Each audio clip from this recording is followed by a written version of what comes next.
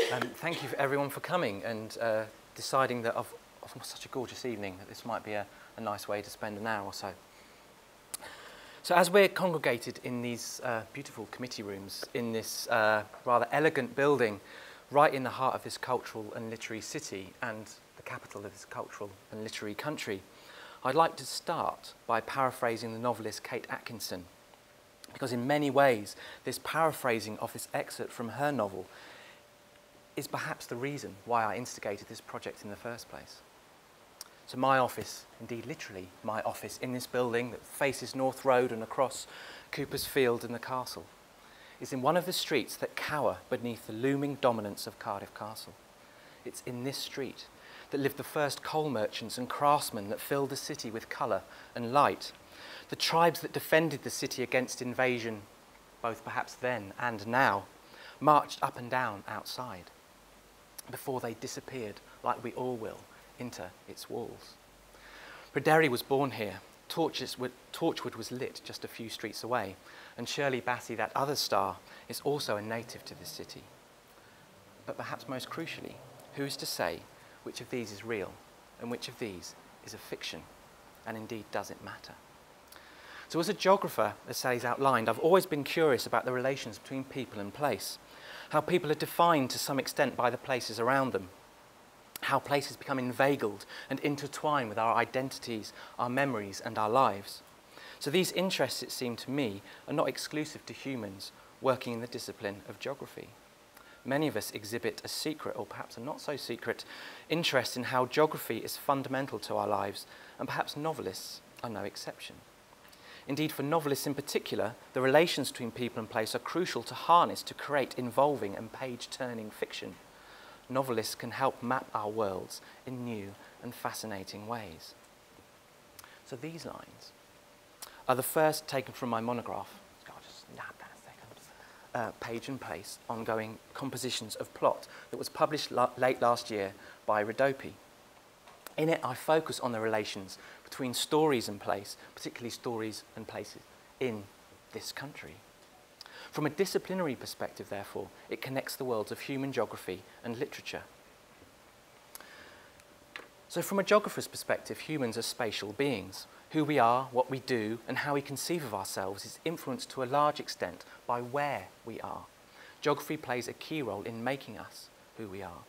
As Soja confirms, geography is vital to human identity.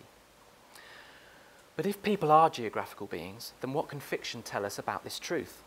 Literature is an important, albeit unusual, way to explore the relations between people and place. At once centred in imagination and ideas, fiction is also indelibly connected to, as well as influenced by, the geographies in which it's set. As Talley tells us, literature functions as a form of mapping, perhaps an unusual one, but nevertheless a form of cartography.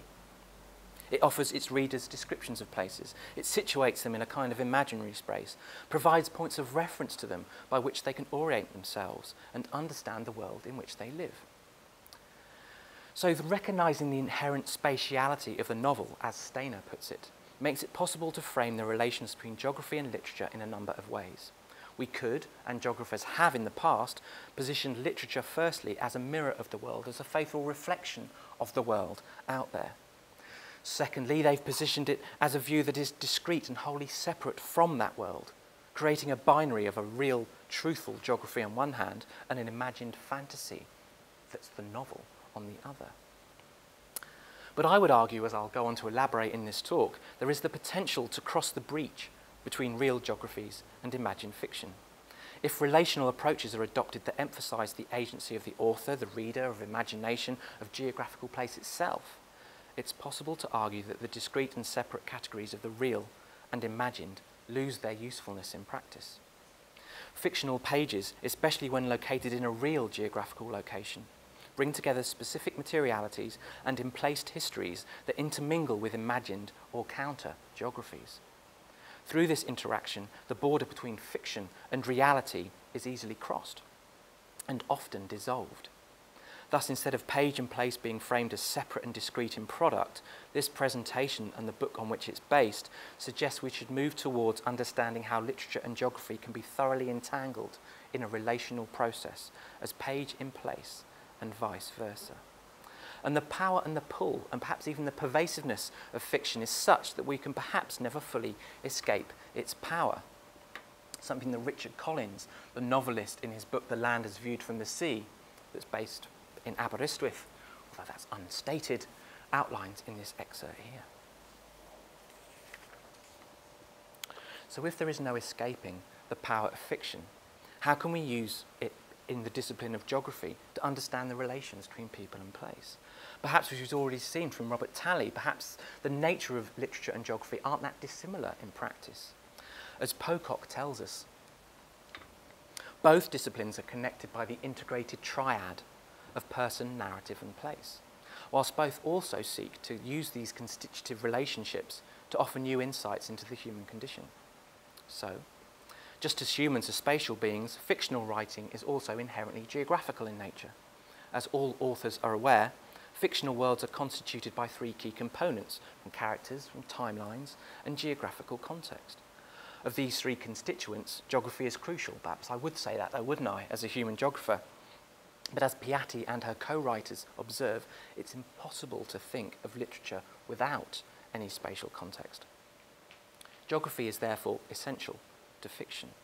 Yet the scholarly investigation of the relations between geography and fiction is often relatively limited in nature, indeed from a human geography point of view at least. It asks crucial but relatively simple questions such as, where is fiction set? Or where are stories located? And although these are vital to the meaning of any narrative, they can often underplay the significance of geography and fiction. In a similar way to a scientific framing of place, this perspective reduces the world around us to a passive stage on which characters make their entrances and then their exits. Such framing makes it easy to keep the physically comprehensible world apart from the literary world, effectively constructing an impassable boundary that separates the real from the imagined. However, I argue this straightforward boundary between the real and imagined in the geography of fiction is far from being impregnable.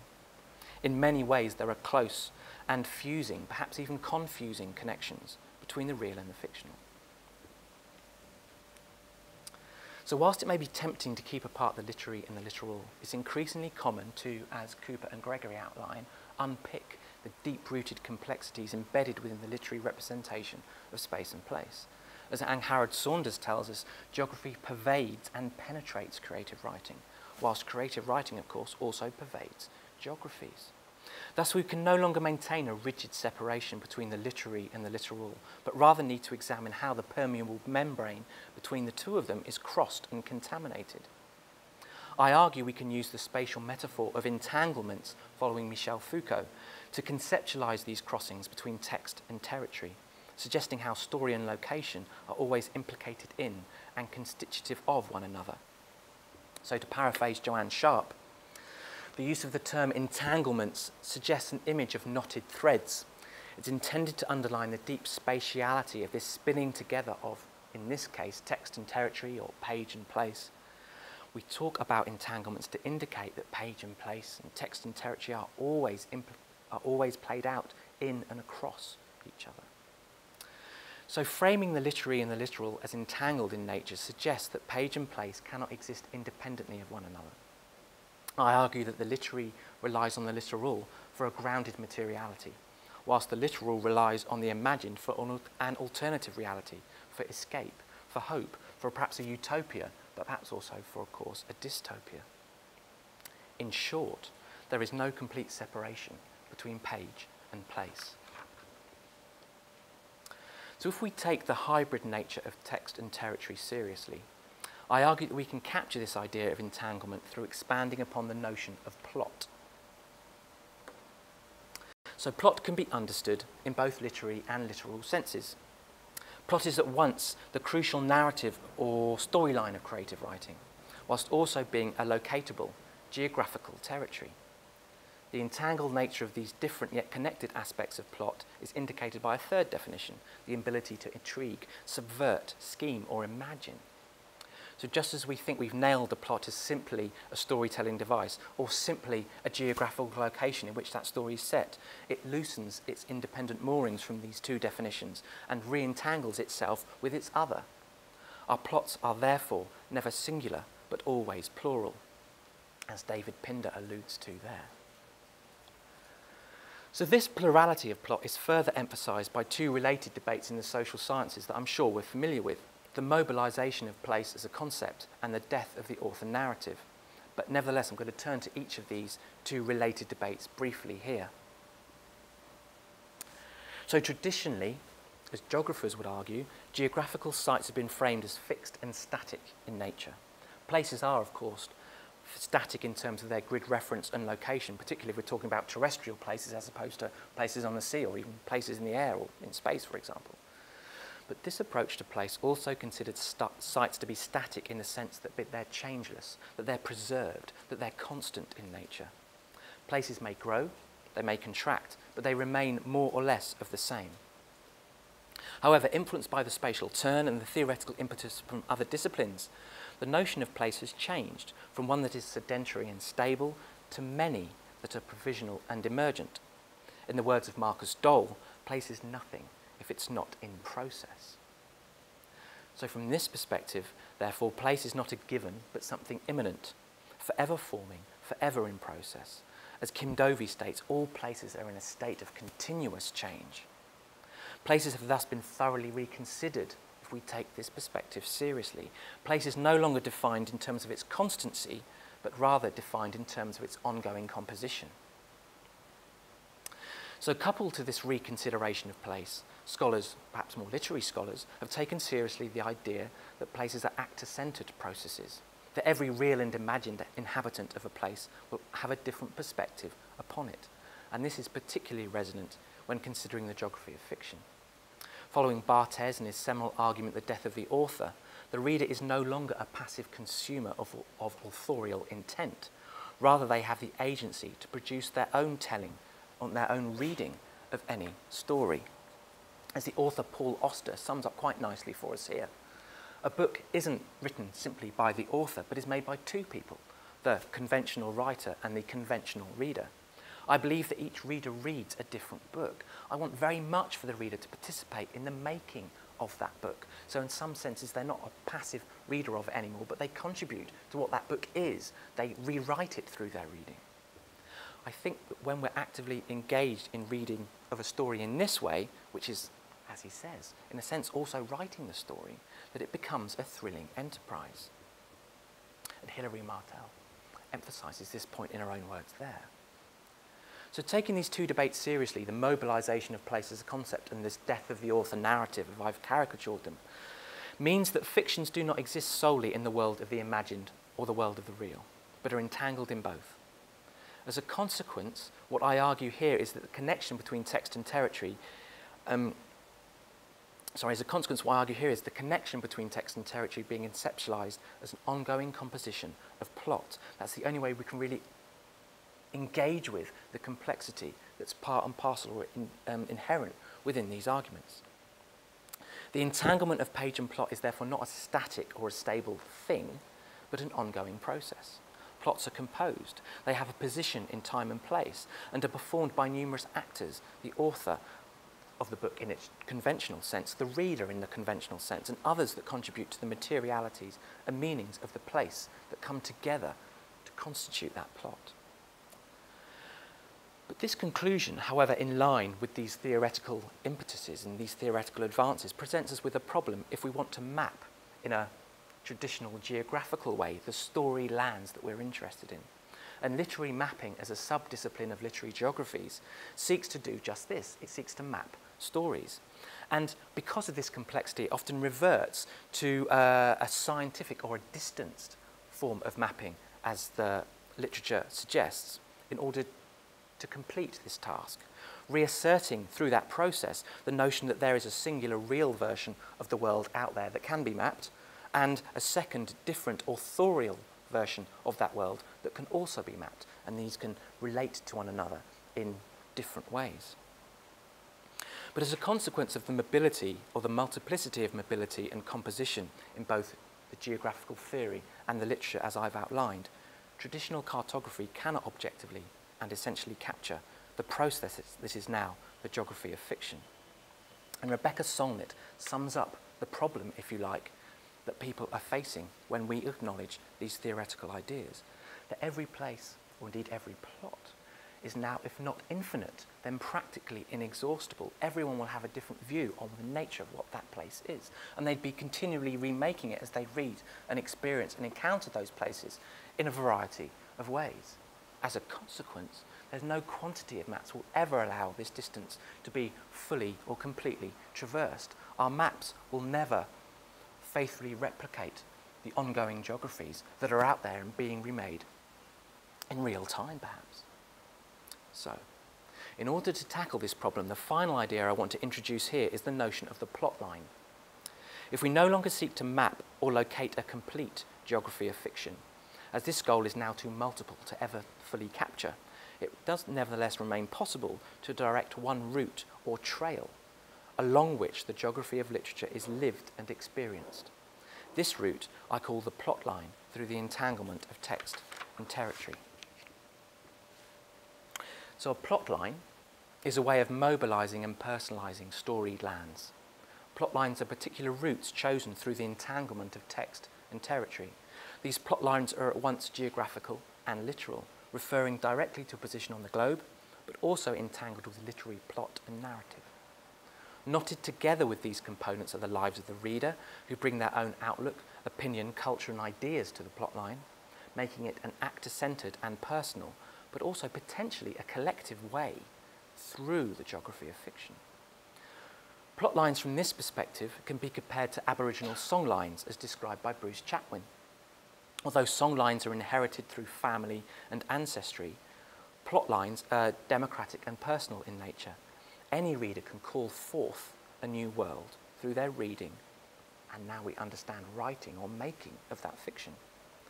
Plotlines therefore emphasise how reading is a creative act, bringing into being new routes of incitement, intrigue and experience to the geographies of fiction. These plotlines leave new traces over this cartography, adding new trails of words and ideas that can themselves lead to new experiences. So, what I want to do now is illustrate the arguments that I've outlined to date with a plotline for you from one author taken from this monograph from Page and Place, Ongoing Compositions of Plot. And as you'll see, this book focuses on 11 authors based in and writing about Wales, particularly about Cardiff, Peter Finch, Lloyd Robson, Tessa Hadley and Andrew Craig Williams' short stories. Novelists talking about more issues of identity and at the national level rather than perhaps the capital level. The poet Gillian Clarke, as well as her prose writings, as well as the author Graham Davis, talking about issues of identity at the borderlands in a whole manner of ways, but perhaps most geographically between Wales and England. The writers Ian Sinclair and Owen Shears, and then people writing based in mid-Wales around Ceredigion and Aberystwyth, Niall Griffiths, Malcolm Price and Richard Collins. But hand in hand with this book, I've also created a website we'll try and draw your attention to now, Cardiff Plotlines. And as the title of the website suggests, these are plotlines based in and around Cardiff. And through these authors listed at the bottom, it's possible to almost walk the route from Cardiff Bay through the old Irish Quarter into the city centre, perhaps along Newport Road, have a little detour into Splot if one wanted to, back through Plas Newydd and up into Roath. And it's into Roath that the plotline I will refer to in the next 20 minutes or so of this talk, particularly the work of Tessa Hadley. So we can move on to Tessa Hadley, this based around Roath Park, Roath Lake, and the gardens around there. Just get rid of that for a moment. And as we go through, I just want to draw your attention to here, the literal map that we're talking about here. So for those, I'm sure many of us are familiar with this, but we can zoom out to where Cardiff is. We can zoom in. So we're taking a little plot line around, starting at the southern end of Roath Park Lake.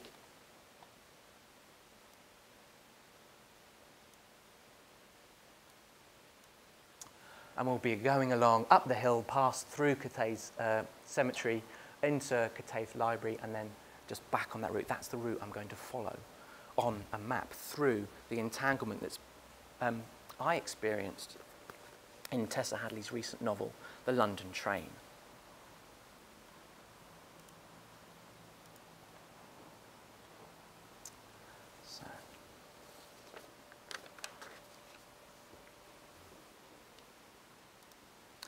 So I'm sitting in the Terra Nova Cafe, the Park Cafe which looks out across Roath Lake. The cafe is named after the Robert Scott ship which sailed from Cardiff on its fateful expedition to Antarctica in 1910. And it's these relations that play across my mind as I sit with a bucket of black Americano looking out on an August afternoon. The skies are masked by, and I quote, a grey-green cocoon of rain falling, as Tessa Hadley described it in her short story, The Trouble with Summer. I sit here with my copy of The London Train. I've just finished it, and was somehow drawn to this cafe as I imagine it to be the place where the two protagonists of the novel rendezvous after their first meeting on the transport of the title.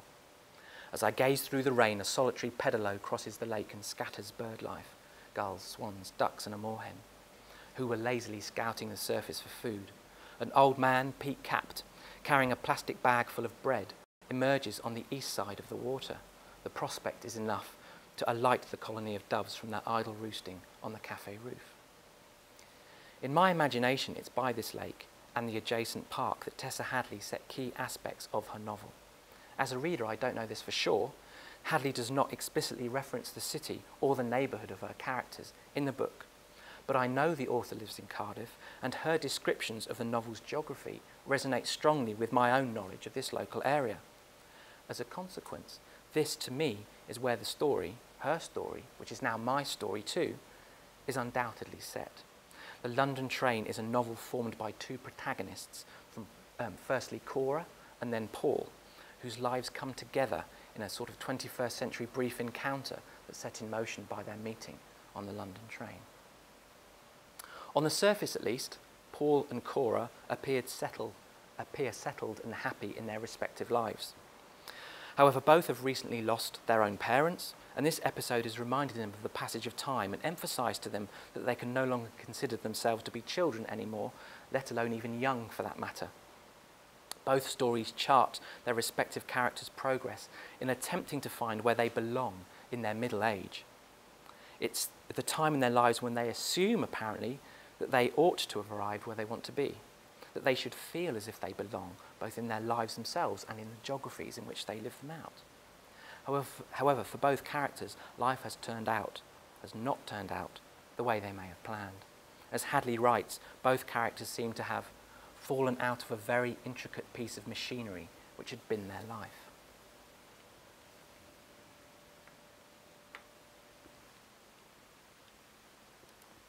The Terra Nova Cafe is located at the suburban end of Roath, an area that is given over to cultivated beds, bowling greens and a rose garden. According to Hadley, it's a place where couples choose to spend an afternoon in the park with, and I quote, baby blankets and cushions, plastic cricket ball and a tennis ball, a bottle of rosé and glasses, as if they were an idyll from an old-fashioned children's book. In some senses, Cora is defined by Roath Park. This neighbourhood has been a constant part of her life, and due to the capacity of place to serve as an armature of memory, Cora's relations to these pasts and past places remain very real to her. Cora could remember vividly her childhood associations with this place, and their vibrancy and durability seem to mock her lack of vigour in her contemporary associations. It was in this park, for example, and I quote, that her mother had been agonised, wanting to pick up her dress out of the wet dirt, afraid to countermand her headstrong daughter. Cora had loved the weight of the skirts kicking against her limbs. She'd loved the passers-by, dog walkers in the park, stopping to watch her. She'd laughed at her mother. She thinks now of those scenes with derision. She's now living in her parents' house again, sleeping in her old room, and although she'd changed everything, it still made her sick. So thus, although rooted through her past to this area, Cora feels she ought to have outgrown it, perhaps. in contrast to the memories of place that give what Yi Fu Tuan calls a topophilic association with it, that those roots, that those connections, that those attachments we have to local places give us a sense of identity that make us feel good. At this stage in Cora's life, she feels as if she should no longer be defined by these roots. She'd be no longer defined by as a child of her parents or by her childhood memories, but as an independent woman who has reinvented herself and her place in this city. Despite her attempts to do so, the layers of memory remain both real and imagined in her everyday life. Draining my coffee, I brave the cycle as I brave the rain, as I cycle. You have to use your imagination here. This is obviously in a car. I do cycle this fast, though. I cycle for 5 minutes or so up the hill from Roath Lake, through the cemetery to Catay's library. It's in Catay's library, again unnamed, that the fictional Cora worked. From the outside, the library is beautiful, crafted in stone. Its aged walls and roof have been recently and sympathetically restored. Inside, its huge dark timbered ceilings create a cathedral-like cavity with amazing two-story windows flanking the walls. This is how Hadley takes and makes this place. The library was at a junction on a busy road carrying traffic in and out of the city to the valleys. The staff room looked over the Victorian City Cemetery, a conservation area for wildlife. Sometimes Cora ate her lunch here. The library was a Carnegie endowment from the early 20th century, built like an odd-shaped church with two naves at right angles and high windows of greenish glass. As I sit in this library, just like the graveyard, the library is quiet but used. An odd beep echoes as books are charged in and out. I sit at a white plastic table. Garden furniture meets IKEA. All to myself in the corner, surrounded by the shelves of family sagas. I glance over the spines on the shelves, musing how geography permeates all the titles. Anne Baker, Liverpool Love Story. Rebecca Tope, Fear in the Cotswolds. Annie Murray, Where Earth Meets Sky. Kitty Neal, A Cuckoo in Candle Lane. And over there, Tessa Hadley, The Master Bedroom. Being in the library to me evokes the feeling captured by Tessa Hadley in her short story, The Trouble with Summer. Each of the faces I see in the library appear like blank canvases, also perhaps like Cora in the London train. Are these individuals more loose cogs looking for a machine of which their life ought to be a part of? It's easy for me to think of Cora being part of this place, being here with me now.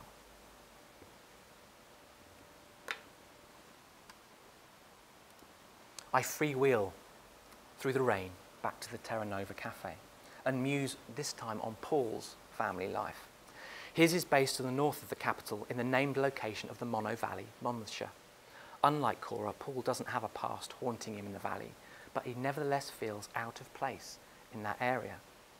Paul's outsiderness is positioned in contrast to his best friend Gerald, who resides in the city, in an attic flat the reader can easily imagine to be perhaps around Waterloo Gardens. As Hadley puts it, sometimes Paul wished they lived in the city and thought it was a mistake their having chosen the countryside. Gerald's flat was at the top of a tall Victorian house beside one of the city parks. All the heat in the house rose up to his attic and beat in through the slates on the roof. His windows were wide open, but it was still stifling, perhaps especially on a day like today. Whilst Gerald brewed tea, Paul stood at the window looking out on the shady, spacious top of a copper beech, one in an avenue planted along the side of the park. A tinker's lorry, on the lookout for scrap metal, cruised past in bottom gear, and a boy sang out, "Any old iron," riding standing up amongst the rusting fridges and cookers. Paul said it was the last of the old street cries. In Gerald's flat, Paul feels a sense of home in which he could share in that sense of belonging in the city. Its location in the city with its street cries and history gave Paul a sense of substance in which he could share. Indeed, Gerald's life was often appealing to Paul in other senses too. He viewed it as autonomous and undomesticated, a world where he was, and I quote here, he was able to keep his own times and lose himself in whatever labyrinths of reading or thought he strayed into, perhaps quite appealing to as an academic. Although appealing in this way, Paul's also fearful that if he actually had Gerald's life and lived in Gerald's attic flat, he would lose himself and his sense of who he was in those labyrinths of thought completely. Paul was aware that he needed his family to root him, however uncomfortably that rooting may be, up in the valley out of town. And I quote again from Tessa Hadley. Sometimes Paul thought that Gerald's freedom was what he wanted most and was deprived of because of the distractions of his family. But he shrank from that idea too. What bound him to his children seemed to him life-saving. He thought of them as his blessing, counterbalancing the heady instability of a life lived solely in the mind. So Paul was thus out of place in this city, and out of place also in the valley in which he resided with his family. He could no longer live the bachelor life like Gerald, yet he was not quite a happy family man. He, like Cora, had no place where they feel they could actually belong. When I arrived back in the Terra Nova Cafe by the lake, the red pedalo is still trundling its laps. It now has an orange umbrella up. She is holding it, hooded against the misty rain. He is aimlessly spinning his legs. Not so difficult to imagine, perhaps, among the mambo music, the flow of pensioners, of infants, of general summer holiday flaneurs of the lake, that this would be a place for a liaison. Public but not wholly front stage, the cafe is a veiled stall to the lake floor show. And this is how Hadley articulates the meeting after their first encounter of the London train, where Paul and Cora perhaps try to find a sense of rootedness and belonging through a relationship with each other, starting perhaps in this cafe. As soon as she came into the busy, noisy, steamy place, putting down the umbrella and shaking it out of the door behind her, he stood up from the table where he'd been waiting and came over and put his hands on her, holding her while she unbuttoned her wet mac, kissing her right cheek, left, as if they knew each other well. Her mind was still in the chaos of wind and rain from the park, and they were both breathing hard. They might be people in the cafe who recognised her, had known her parents, but she no longer cared. All the shops and cafes in Cardiff now became poignant to her in that moment, suffused with a fond idea of home and the past, and also perhaps a potential future. "Oh," he said into her neck, "I thought you wouldn't come." He smelled of cigarettes, she thought. "I'm sorry I was late, I was painting." "Pictures?" he asked. "No, the bathroom window." When I asked Tessa Hadley whether the Terra Nova was the cafe in the park where Cora met, she replied as follows. "You'd think that cafe should be the cafe on Roath Lake, but it isn't. The cafe inside is too municipal in nature. In my imagination, the ambience inside the cafe where Paul and Cora met is like Coffee One on Wellfield Road, a bit more like a coffee shop snug to the municipal council-style cafe that the one is by the lake."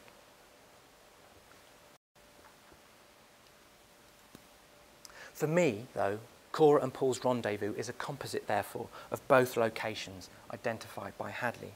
A cafe located by the lake, but with an interior of a secluded, intimate hideaway, like a coffee shop snug. To me, this plot line has taken and made the place of Roath, remade it, if you like. So now when I cycle around it or have a camera on my car, like I do all the time, moving around the city, I feel I'm going to see Cora and Paul around every corner. The book has created new associations in this real place, mingled these with other literary associations and connections that I may know, and enrolled them all into the entanglement of page and place that is now the London train. So, by looking to literature to understand the relations between people and place, we see how location and identity are formed through a complex entanglement of ideas and practices.